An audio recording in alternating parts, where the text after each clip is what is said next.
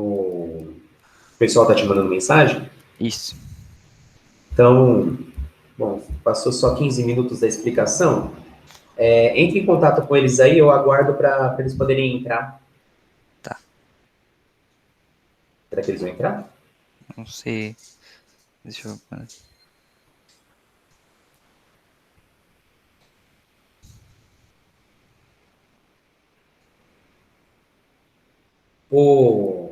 Você não tem a opção de adicionar pessoas, né? Eu acho que não. Não tem. Mas eu já tô falando aqui, eu acho que vai entrar. Calma aí. Mas vai É, no entrar. plural. Deixa eu ver. Vai no maestro e tem aula digital. Aí entra lá na aula de sociologia. Certo. Mais ou menos, eles estão falando no Aham. grupo ou privado para você? No grupo perguntaram onde é, aí me mandaram mensagem no privado. Ah, Aí tá. eu falei, mas não sei.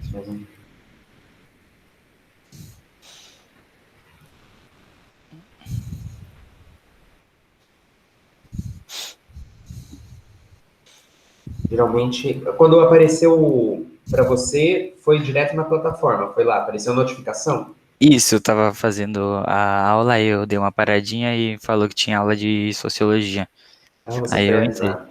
Ah, Aham. legal. É bom eu saber porque eu não tenho acesso de como isso aparece para você. Sim, Então é bom ficar bem claro como isso ocorre. coercitividade. Bom, enquanto a gente aguarda aí eles, vamos dar continuidade então. Você acha que eles entram ainda? Ah, acho que sim. Ou se não, eu acho que entram sim. Tá certo. Bom, eu vou continuar a explicação, Beleza. tá? Se eles entrarem aqui, aparece para eu aceitar eles na sala, e aí é só permitir aí o acesso deles. Então tá, como eu estava falando, o conceito de coerção é importante para entender o fato social desenvolvido por esse carinha aqui, Emily Durkheim. O que é um fato social? Na sociologia, ela pretende estudar a sociedade humana, todas as sociedades humanas. Só que é meio impraticável, meio impossível você exigir que a sociologia dê conta de cada particularidade existente em cada sociedade. Ou seja, os mínimos problemas, ela poderia acabar se perdendo na análise dessa sociedade que ela pretende examinar. Então, a sociologia ela precisa delimitar o seu campo de ação, o seu campo de pesquisa. Então, qual que é esse campo de pesquisa? A sociologia ela precisa se concentrar do que o Durkheim chamou de fato social. O fato social é aquilo que age em nós da mesma maneira como as máscaras sociais que a gente mencionou. É algo que é aceito coletivamente. Cara, que essa rua aqui é muito barulho. É um fato social, é que ele age na nossa individualidade e exerce muita força sobre as nossas ações. Isso ficou claro com as instituições sociais que eu acabei mencionando. Sim. Agora, o Durkheim, ele fala que esse fato social, ele precisa ser analisado exatamente por essa abrangência. Não vai ser o que acontece com um indivíduo quando a gente está no Facebook ou na igreja ou com os nossos amigos. O fato social, ele é mais abrangente. Ele tem uma força maior que é exercida pelo coletivo e não somente pelo indivíduo. O coletivo ele é a síntese dos indivíduos, mas essa adesão coletiva a determinado pensamento ou forma de agir é o que define o fato social. Ficou claro? Ficou. Então tá. Então, o fato social, para ele ser para se descobrir o que é um fato social, ele tem três características. A primeira é que exerce força sobre o indivíduo, a Sim. segunda é que vem de fora, e a terceira é que é genérico, possui essa aceitação coletiva, como eu disse. Tá. Certo? Então, aí aqui embaixo eu explicaria como essas forças elas se definem. Então, a sociedade analisa a realidade, a sociologia ela analisa a realidade com o intuito de descobrir quais são as organizações sociais, que seria as definições 2, porque são organizações que vêm de fora, influenciam nós de fora, que influenciam nossas ideias, que já diz respeito sobre o indivíduo, só que consegue afetar a mentalidade coletiva, certo? Tá. Então, apresenta essas três definições. para o fato social e mostro como eles se articulam. Então, como eu disse, essa coerção social, dado a comparação que a gente fez com a manifestação da China, ela não deve ser vista como uma obrigação. Da mesma forma, por exemplo, eu falei do Facebook, você não age da forma como você quer, porque você tem um certo controle aí da sua conduta, mas você não é obrigado a agir de forma educada. Você opta por agir de forma educada. Conseguiu entender? Consegui. Essa coerção, ela não vem na forma de obrigação, ela simplesmente influencia as nossas ações. E essa influência, da gente poder acatar ela ou não, é o que vai permitir aí a distinção entre esses valores sociais impostos, que permite isso daqui, ó. Que é exatamente os exemplos da religião. Os cristãos, os judeus e os islâmicos, eles também possuem essas normas de conduta, só que eles não são obrigados a respeitar ela. Só que se você não respeita essas normas de conduta, você acaba sofrendo exclusão aí por parte da sociedade. Os cristãos, eles têm um código de vestimenta, que as mulheres, elas são...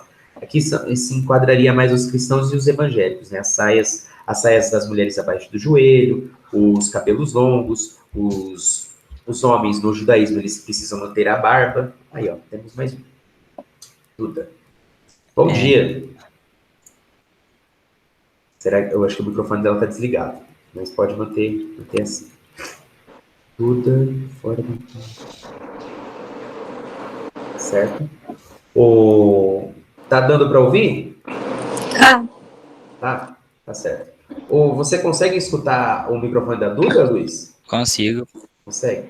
Tá certo. É porque no vídeo que eles ensinam a gente a mexer, eles falam para desligar os microfones. Como é pouca gente, então dá para a gente conseguir administrar isso sem que tenha conversa paralela. Beleza. Certo? Duda, você se importa se eu voltar brevemente um pouco a explicação, Luiz? Não importa não, pode voltar. Então tá. Duda, o tema da aula de hoje é coerções sociais. O que é coerção social? É a capacidade de forçar alguém a agir de determinada maneira. Para exemplificar a influência dessa coação, ou como ela funciona, eu peguei aí uma imagem que também está presente no livro de vocês, que é essa é uma imagem bem conhecida, não sei se você já tinha visto ela, é desse manifestante anônimo, desse chinês aqui, que consegue parar sozinho esses tanques aí na Praça Celestial da Paz, na China. Essa foto aqui, ela remete as manifestações que aconteceram contra o governo do Partido Comunista Chinês, por ele ser repressivo e corrupto.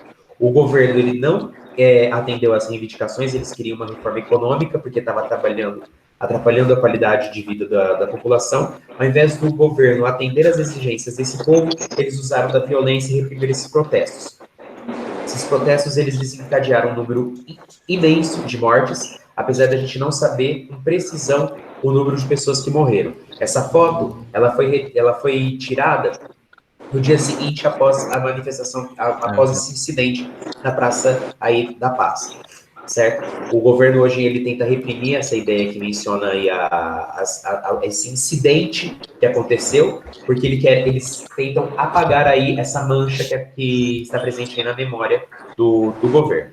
Tá? Então, é essa coação que está presente nessas manifestações.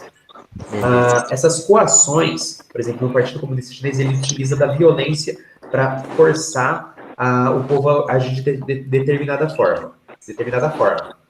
No caso, o intuito era acabar com essas manifestações. Mas existem outros tipos de coerções, e elas vêm de outras instâncias, elas são mais sutis e não se utilizam da violência. Elas vêm através da religião, da família, da escola e dos amigos.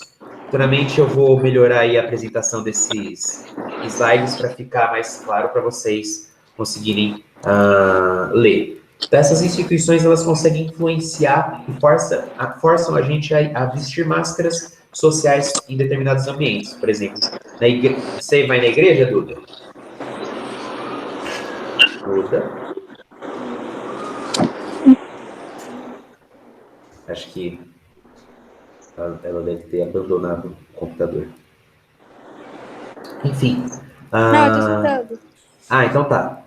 Essas instituições, elas influenciam nossa maneira de agir. Por exemplo, as roupas que você usa na igreja não é a mesma que você escolhe para sair com seus amigos, ou a forma como você as suas atitudes dentro da igreja não é a mesma que você tem dentro da escola ou com seus amigos, ou também a atitude que você tem com os seus amigos não é o mesmo tratamento que você vai ter com os seus pais. Ficou claro? Sim. Certo. Então tá, essas máscaras sociais, elas mostram como funciona essa influência, essa coação que nós sofremos, que pode não ser violenta, mas que influencia nas nossas ações. Certo? Coerção social, ela é importante para a gente entender esse conceito aqui, ó, fato social desenvolvido por esse cara aqui, Emily Durkheim. Então, o que é um fato social? O fato social é o que a sociologia vai tentar estudar para delimitar o seu campo de estudo. Então, o exemplo que eu dei para o Luiz, é impossível a gente exigir que a sociologia examine todos os problemas da sociedade ou todas as particularidades da sociedade. E a gente pode acabar se perdendo na análise de um indivíduo e outra pessoa não manifestar os mesmos efeitos ou os mesmos problemas que a gente está pretendendo estudar. Então, o que a sociologia precisa fazer? Ela delimita o seu campo tentando estudar o fato social, e o fato social vai ser aquilo que vai ser aceito pela maioria, então é a aceitação coletiva, então o fato social ele se define pela generalidade. O fato social, ele vem de fora, é uma influência que o meio externo influencia sobre nós, e essa influência que exerce no próprio indivíduo. Então, o indivíduo, ele é influenciado por essas instituições sociais, aquilo que vem de fora, de tal forma que não é apenas um indivíduo que aceita essas ideias, esses valores que as instituições promovem na gente, mas a coletividade. Existem um maior número de pessoas que aceitam determinada ideia, e é por isso que a coerção se define dessa forma. O fato social se define dessa forma, certo? Coerção social, ela também não é entendida como uma obrigação, porque você também tem a opção de não atender esses valores que as instituições estão impondo. Só que, quando a gente não obedece esses valores ou não acata eles, nós sofremos a exclusão do meio. Por exemplo, os cristãos, judeus e islâmicos. Os cristãos não é tão praticado assim, mas as mulheres elas deveriam usar saias abaixo do joelho e manter os seus cabelos compridos. Os judeus, as mulheres elas usam peruca, isso há um bom tempo atrás, e os homens eles deixam a barba, deixam crescer a barba, tanto a barba quanto os cabelos, na maioria das vezes. E os islâmicos têm aquele famoso uso do véu pelas mulheres, certo? De todos esses três, esse daqui, o último, é o que se destaca para essa sua exigência das vestimentas. E aí eu trouxe aqui nesse slide uns exemplos de véu islâmico. Existem aqui, os nomes deles estão bem pequenos, então, o Chador, o Hijab, o Niqab e a Burka. Então eles se distinguem porque aqui deixando o rosto da mulher à mostra, aqui cobre um pouco mais da cabeça, deixando também só o queijo de fora, aqui somente os olhos ficam para fora para as mulheres poderem enxergar, e a burca, ela tampa completamente o rosto da mulher, certo? Então, isso é um exemplo de coerção social que força a maneira das mulheres de agir, certo? Então, aqui, como eu já disse, essas religiões, famílias e escolas, elas influenciam nossa conduta, e essa coação, ela também não vai ser explícita. Por exemplo, aqui esse slide está muito pequeno, mas se vocês pegarem aí o livro de vocês, na página 12, tem aqui, ó, na página 12, canto superior direito. No segundo parágrafo, tem a menção a 2 linguistas e estruturalistas, linguistas de base estruturalistas, que é o Algirdas Julien Greisman e François Rastier. O que significa ser linguística e de base estruturalista? Significa que esses caras, eles tentam estudar a linguagem e a fala humana e suas implicações. E estruturalista porque eles chamam a atenção para a estrutura presente na linguagem que leva em consideração a influência dessas instituições que eu mencionei. Então, por exemplo, é a análise da própria estrutura linguística, por exemplo, religiosa, ou a estrutura linguística da família, a maneira como a gente fala, a maneira como nós nos comportamos, inclusive no nível discursivo, como a gente lê determinadas informações, elas influenciam nossa forma de agir. Então, esses linguistas, eles promovem um estudo, inclusive, da língua para entender como essas coerções essas coerções, elas acontecem no nosso cotidiano, certo? Por quê? Porque através dessas linguagens que a gente tem acesso, a gente consegue entender aí o outro conceito de um sociólogo importante, que é o Lévi-Strauss, que é o conceito de cultura e de natureza. O Lévi-Strauss, ele define a cultura aí como aquilo que as pessoas assumem, aquilo que elas aceitam, e a natureza aquilo que elas rejeitam.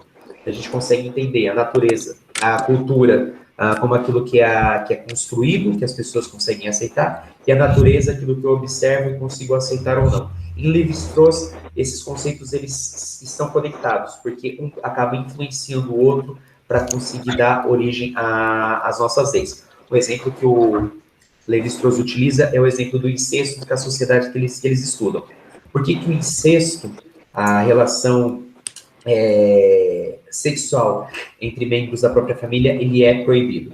Porque isso vem da própria natureza, que você não pode se relacionar com membros da sua própria família, isso força que você procure indivíduos de outra família. Isso promove até o entrosamento social, certo? E no âmbito cultural, porque a gente já sabe que isso gera alguns problemas biológicos, enfim. Então, as duas, elas caminham juntas no Lévi-Strauss para conseguir dar origem às ações sociais. Ficou claro aí como funcionam esses dois conceitos do Lévi-Strauss? Sim. Certo? Então, tá. Dividir esses conceitos aí, natureza e cultura, também permite da gente conseguir extrair deles o conceito de liberdade individual.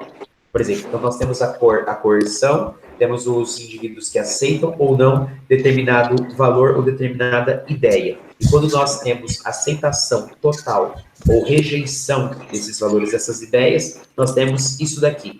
Se chama alienação e transgressão. Nota aqui, ó, se desse para ler desses slides que eu apresentei, a alienação ela é tomada no sentido diferente daquele que é entendido por Marx. Então, aqui a gente está estudando o sentido de alienação dentro do pensamento do Durkheim e dentro do pensamento do Lévi-Strauss. Então, esse daqui, a alienação, ela significa quando a pessoa ela absorve esses valores que vêm dessa coerção, dessas instituições de fora, só que não reflete sobre eles. Ou seja, a pessoa ela pode até desejar outras coisas que não esses valores, só que ela não se esforça para mudar essa realidade. Ela pode desejar outra coisa, só que ela aceita esses valores que são impostos. A pessoa aceita, ela não reflete como essas instituições sociais conseguem influenciar a nossa maneira de agir, certo? Então, isso é alienação. A transgressão é quando tem os indivíduos que se posicionam contra esses valores e eles exigem outras formas de representação coletiva. O exemplo mais claro que eu consigo pensar aí é quando a gente tem na base da alienação com os partidários da política conservadora, dos valores conservadores, moralistas, fundamentados na religião. Por exemplo, o conceito de família é a união de pessoas de sexo diferente, certo?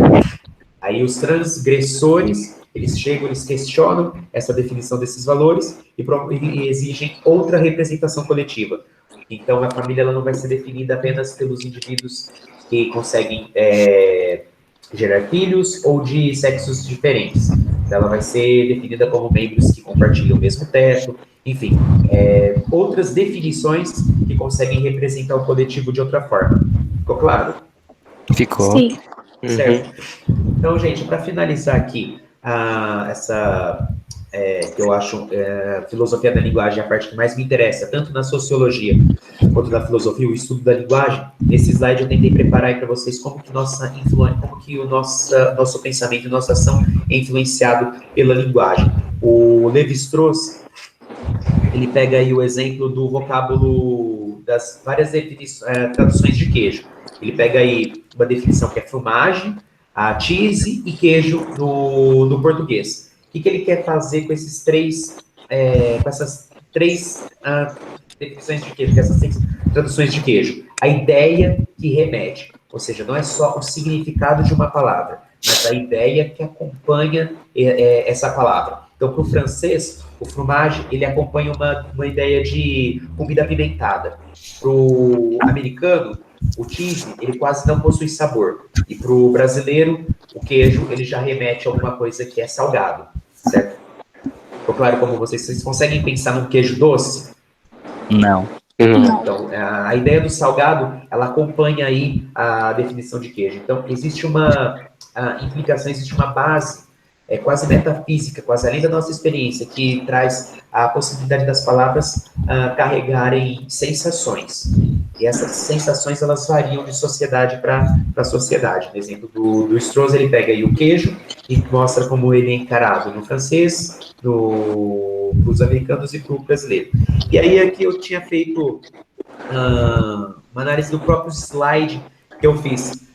O slide em que eu menciono as manifestações do Partido Comunista Chinês, eu não menciono nos slides o nome do partido Chinês. Por quê? Porque se eu posso esconder a minha orientação, ela pode ser ou não comunista, e dependendo das palavras que eu omito ou as palavras que eu escolho, eu posso dar também uma ideia completamente diferente.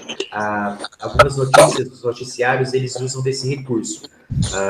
Por exemplo, quando a mídia ela é favorável a determinado político e ela menciona ele explicitamente ou a exaustão, ou quando ela é contra não somente a esse político, mas ao partido que ele representa. Aí ela não menciona tanto o político, que ela pode encarar como inimigo, mas sim ao partido político que ela dedica suas forças para desmoralizá-lo.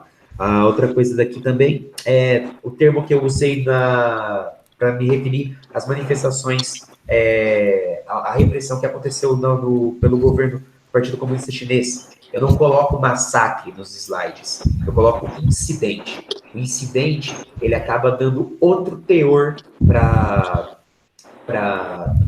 o que o partido, para que o governo fez. Percebe? Massacre traz uma ideia. Incidente parece mais um acaso, como uma coisa com teor menor. Ficou claro? Ficou. Então Sim. tá certo, gente. Sobre correção social, essa aula aí de sociologia de vocês, era isso que eu queria apresentar. Depois eu vou ver como levar essa aula para a plataforma do Plural e tentar usar o programa que eu tenho no computador para deixar esses slides mais visíveis, certo? É isso, gente. Eu Beleza. agradeço aí a atenção de vocês. Assim que a aula estiver disponível, eu mando mensagem no grupo. Outra coisa.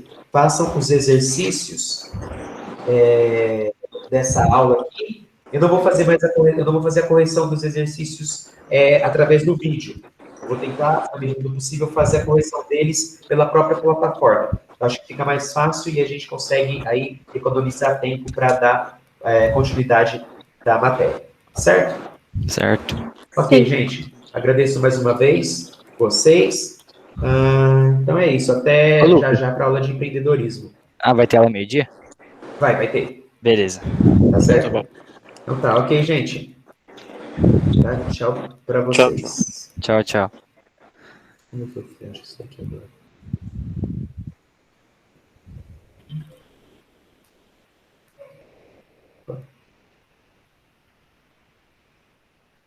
Não está respondendo. Esperar.